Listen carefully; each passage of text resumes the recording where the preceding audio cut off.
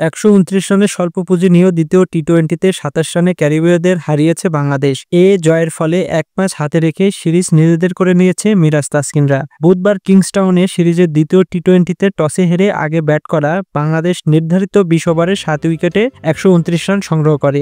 জবাবে West Indies 18.3 ওভারে 102 রানে গুটিয়ে যায়। বাংলাদেশের ব্যাটিংয়ের সময় বোঝা যাচ্ছিল উইকেট ব্যাট করার জন্য বেশ কঠিন। স্বল্প পুঁজি নিয়েই বাংলাদেশি বোলাররা জ্বলে ওঠেন। তৃতীয় ওভারে জোড়া আঘাত হানেন তাসকিন আহমেদ। 8 রান করা ব্র্যান্ডন কিংকে ফেরান তিনি। ওভারের পঞ্চম বলে আন্দ্রে ফ্লেচারকেও লিটনের ক্যাচে পরিণত করেন তিনি। ওয়েস্ট ইন্ডিজের রান তখন 19। পরের ওভারে জ্বলে ওঠেন স্পিনার মেহেদী হাসানও। আগের ম্যাচে বাংলাদেশের জয়ের নায়ক এই অফ স্পিনার 14 রান করা জনসন চার্লসকে এলবিডব্লিউর ফাঁদে ফেলেন। ষষ্ঠ ওভারে নিকোলাস পুরানকেও 8 রানের শিকার করেন এই টাইগার স্পিনার। রোবমান পাওয়েলকে হাসান মাহমুদ, রোমারিও শেফার্ডকে 16 রানে তানজিম সাকিব ফিরিয়ে দিলে বিপর্যয়ে পড়ে যায় ওয়েস্ট ইন্ডিজ। মাত্র 42 রানে 6 উইকেট হারিয়ে ধুঁকছিল স্বাগতিকরা, কিন্তু সপ্তম উইকেটে রস চেজ এবং আকিল হোসেনের জুটিতে বাংলাদেশের কপালে দুশ্চিন্তার ভাঁজ বাড়ছিল। 47 রানের জুটিতে ম্যাচে ফেরে ওয়েস্ট ইন্ডিজ, আর তখনই তাতা হয়ে হাজির হন রিশাদ হোসেন। 34 বলে 32 রান করা রস্টন চেজকে বোল্ড করে জুটি ভাঙেন রিশাদ। পরের বলে গুদাকেশ মতাকেও আউট করেন এই লেগ স্পিনার। পরের ওভারে আলজারি জোসেফকে 0 রানে ফেরান তানজিম সাকিব।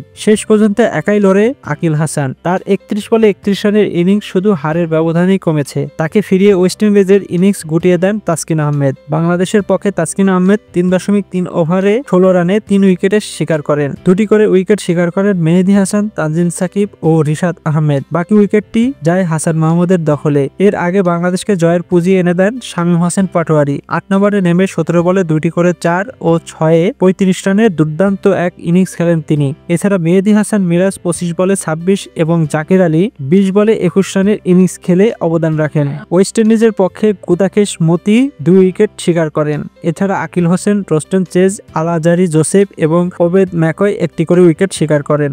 আপনাদের মতামত অবশ্যই কমেন্টসে জানাবেন এবং লাইক এবং শেয়ার করতে ভুলবেন না। ধন্যবাদ।